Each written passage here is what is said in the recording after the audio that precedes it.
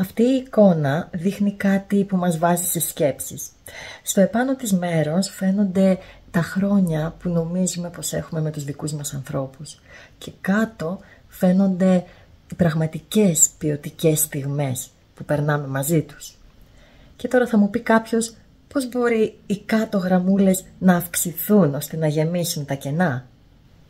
Ένας τρόπος είναι η συνειδητότητα, το να συνειδητοποιούμε κάθε στιγμή πόσο πολύτιμη είναι με τους δικούς μας ανθρώπους. Η συνειδητότητα όμως καλλιεργείται και κερδίζεται σιγά σιγά. Άνθρωποι που μπορούν να σε βοηθήσουν προς αυτή την κατεύθυνση βρίσκονται στο All About the Soul, ώστε να μάθεις να απολαμβάνεις την παρουσία των ανθρώπων γύρω σου. Γράψε μου στα σχόλια, εσύ θα ήθελες να αυξήσεις τις ποιοτικές στιγμές με τους δικούς σου? Και φυσικά ακολούθησέ με για περισσότερα.